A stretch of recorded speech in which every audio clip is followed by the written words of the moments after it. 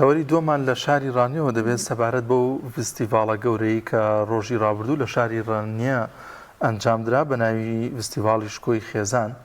بزانین ئامانج لەم فستیڤاڵە چی بوو و شێوازی بەشداریکردن و ئەوانی تێیدا بەشدار بوون لەم فستیڤاڵەدا چی بوو و تا چەند گرنگە ئەم جۆرە فستیڤاڵانە لە شارەکانی دیکە ئەنجام بدرێت. گفتوگۆی زیاتر دەکەین لەگەڵ مامۆستا کارزان خدر ئەندامی لیژنەی باڵای فستیڤاڵی شکۆی خێزان کە بە شێوازێکی ڕاستەوخۆ لە ستۆدیۆکانمان لە ڕانیەوە لەگەڵمانە. مامۆستا کارزان سڵاوی خوا لێبێت و سپاس بۆ ئەم دەرفەتە. سڵاوی خوای گەورە لە جەنابیشتان و زۆر سپاس بۆ ئێوەش. سەلامەت بێ. مامۆستا کارزان ئەم پرۆژەیەتان ئەم فستیڤاڵە لە کەیەکەوەیەوە خەریک بوون و ئەو ئاماجی کە داتان نابوو ڕۆژی ڕابردوو ئاماجەکە هاتە دی؟ بەناوی خوای بەخشندەی میهرەبان، سپاس و ستایش بۆ پەروەردگاری جیهانیان، سەڵات و سەلام بڕژێ بەسەر پێغەمبەر صلی الله علیه و سەلەم.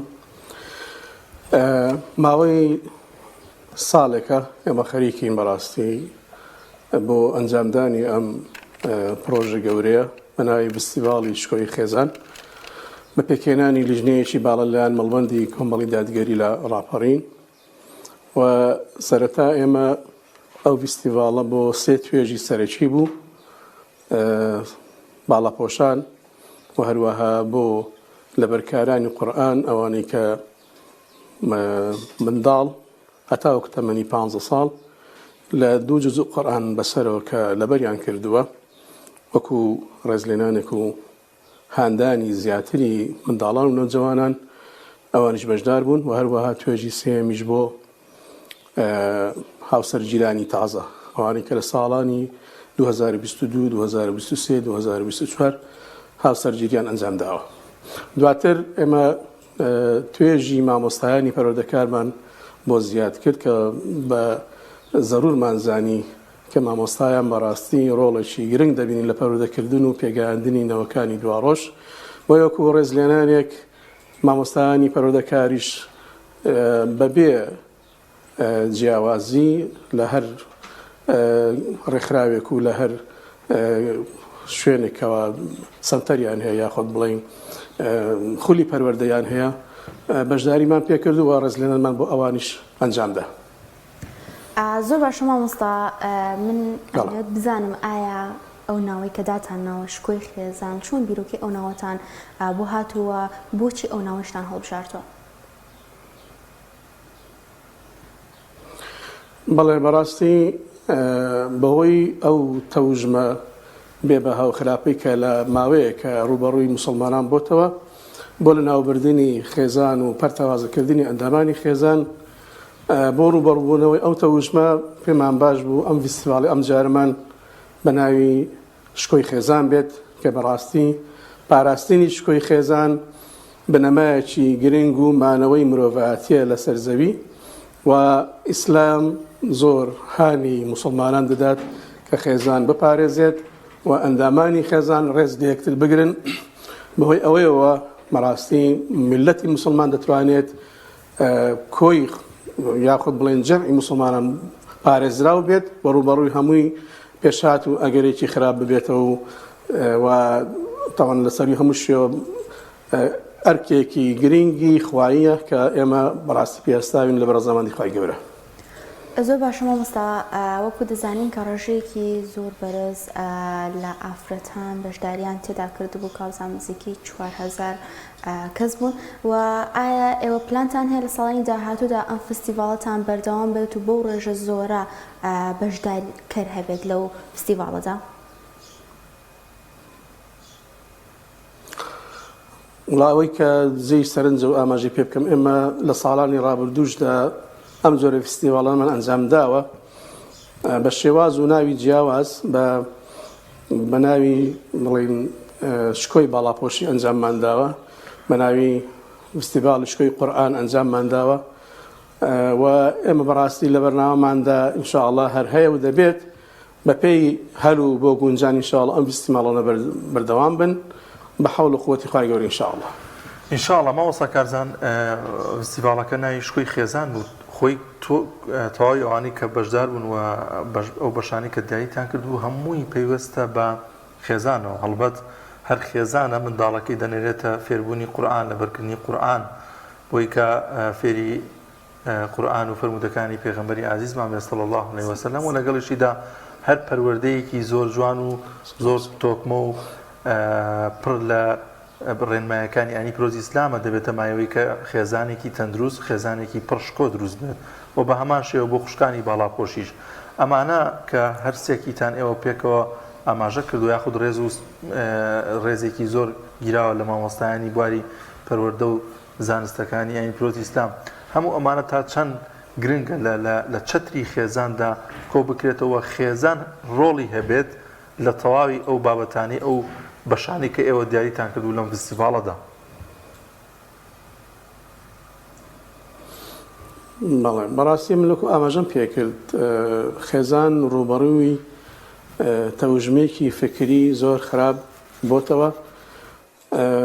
فکرەیەکی ئەوروپی هاتووە بەناو میلەتی کورد کە دەیەوێت خێزان پەرتاوازە بکات، دەیەوێت ڕێز لە نێوان ئەندامانی خێزان نەهێڵێ. بۆیە بەڕاستی ئەوە زۆر گرنگە ئێمە ئەو بەها باڵا و ڕەوشتە بەرزانی ئاینی پیرۆزی ئیسلام کە ئاماژەی پێداوە لە قورئان و لە فەرمودەکانی پێغەمبەر صلی الله علیه وسلم میلەتی خۆمان ئاشنا بکەینەوە و پێشانی هەموو گەلی کورد و هەموو جیهان بدەین کە بەڕاستی هەر خێزانە دەتوانێت ئەو بەها باڵانە بپارێزێت و خێزانەکان لە پەرتاوازایی و لە دووبەرەکی و لە بێڕێزی لە نێوان یەکتر بپارێزێت و ڕێز و شکۆ بژێڕێتەوە بۆ خێزان، چکە خێزان بنەما و ئەساسی پێکەنانی کۆمەڵگەیە. کاتێکەوە خێزان پەرتەوازە بێ و خێزان بە شێوەیەک بێ کە ڕێزی یەکتر نەگیرە لە نێوان باوکو دایک خوشک و برا، ئەوە بەڕاستی میلەت بەگشتی یاخۆ بڵێن گەل بەگشتی پەرتەوازە دەبێت وە زۆر بە ئاسانی دەتواندرێت هەموو بەها باڵەکانی پێشێل بکرێ و هەموو ئەو داهات و هەموو ئەو شتانی کە هەیەی بەڕاستی دەستی بەسەدا بگیرێت مادی معنەوی. بۆیە بەڕاستی گرنگە پاراستنی خێزان بۆ پاراستنی هەم خاک هەم نەتەوە هەم سەرجەم بەها باڵەکانی تر. زۆر باش مامۆستا، گرنگی ئەم جۆرە فستیڤاڵ و کۆڕ و کۆبوونەوە و جۆرە ڕێز لێنانانە بەتایبەت بۆ کۆمەڵگەی ئێمە گرنگیەکی لە چیدایە بەتایبەتتر بۆ پەروەردەکارانی خێزان وەکو خۆت ئاماژەت پێکرد؟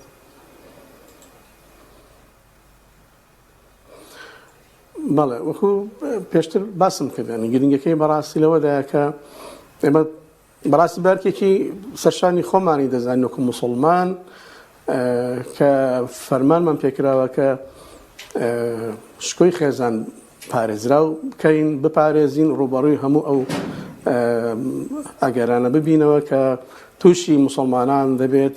بۆیە گرنگە بەڕاستی خێزان کە لە باوکو و دایک و خوشک و برا و یاخۆت بڵێن بەپێی خێزانی گەورە و بچووک هەیە لە کوردستان و لە ستەواوی جیهاندا پارێزراوەوە گرنگە بەڕاستی. هەر کاتێکەوە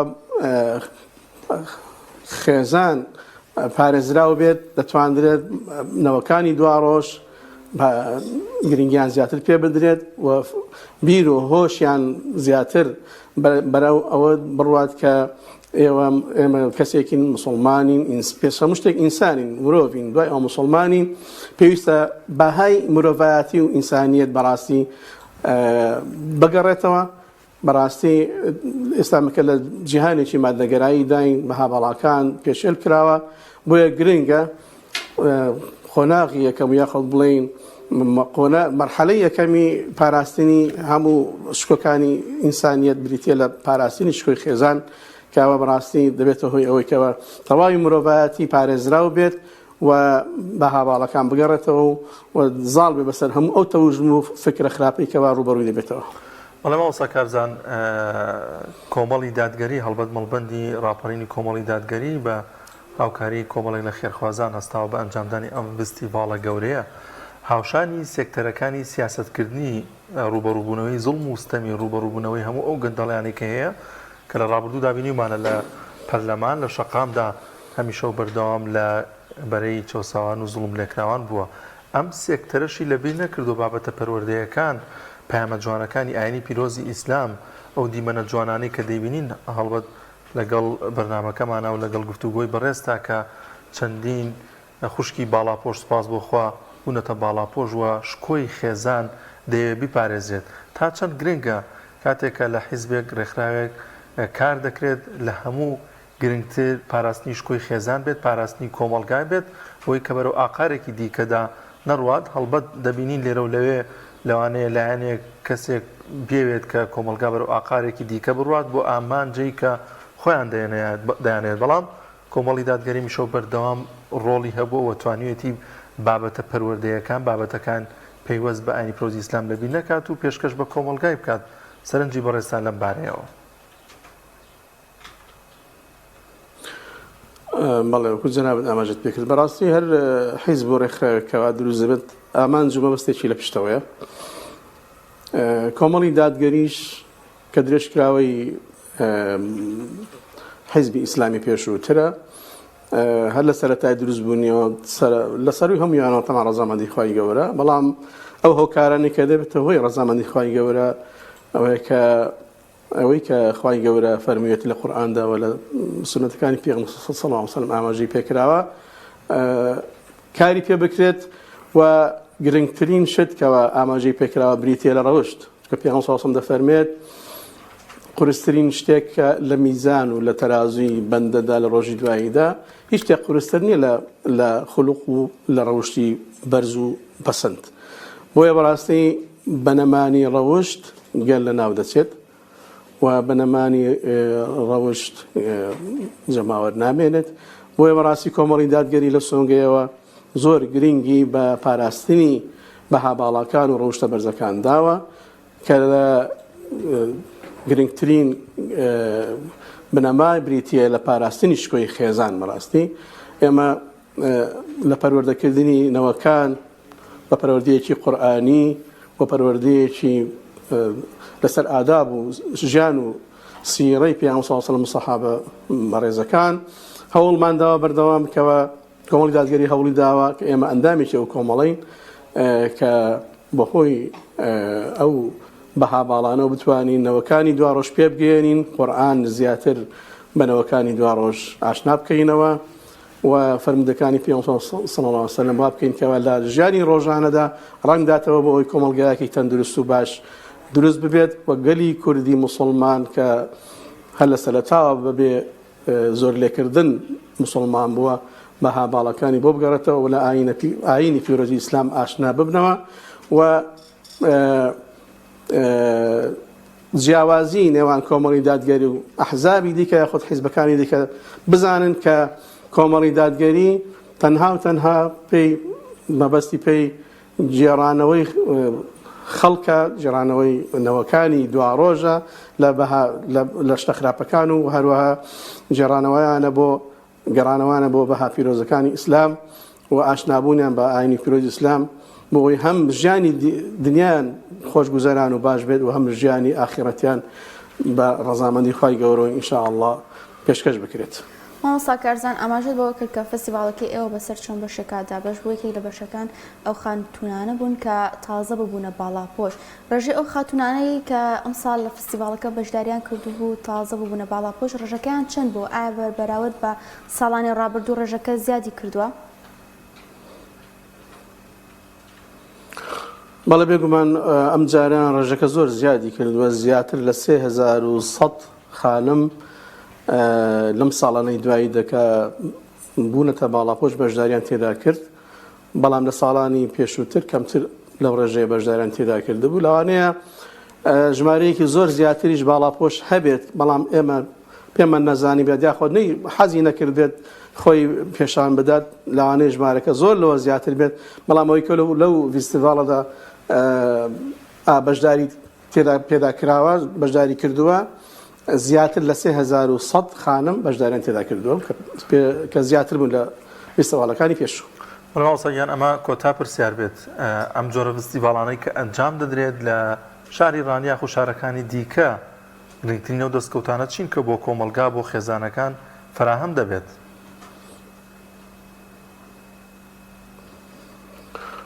بەڵێ بەڕاستی ئێمە یەکەمین دەستکەوت لەسەروی هەمویانەوە ڕەزامەندی خوای گەورەی هیوادارین کە ئێمە ئەو کار و چالاکیانێکە ئەنجامی دەدەین تەنها و تەنها بۆ ڕەزامەندی خوای گەورە بێت گەورە قبوڵیکە ئینشاء الله.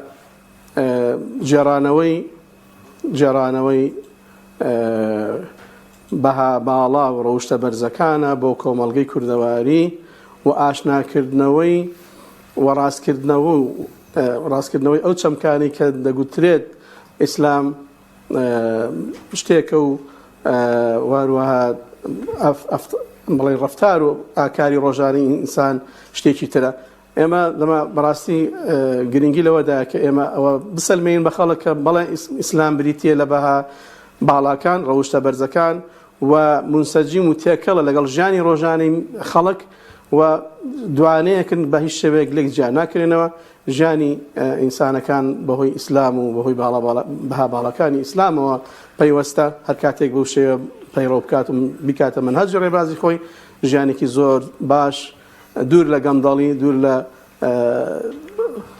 ناخۆشی بەسەر دەبات و هەروەها لە سەروی مشانەوە لە ئاخیرەتدا ئەرکێکی خوایی جێبەجێ کردووە کە خوای گەورە لێی ڕازی دەبێت ئینشاءالله. ئینشاءالله زۆر سپاس دەکەین بە ڕێز مامۆستا کارزان خدر ئەندامی لیژنەی باڵای فستیڤاڵی شکۆی خێزان کە ڕۆژی ڕابردوو لە شاری ڕانیە ئەنجام درا. زۆر سپاس کە ئەم دەرفەتت بێمە بەخشی و شازێکی ڕاستەوخۆ لە ستۆدیۆکانمان لە شاری ڕانیە لەگەڵمانە بووین. زۆر سپاس دەکەین.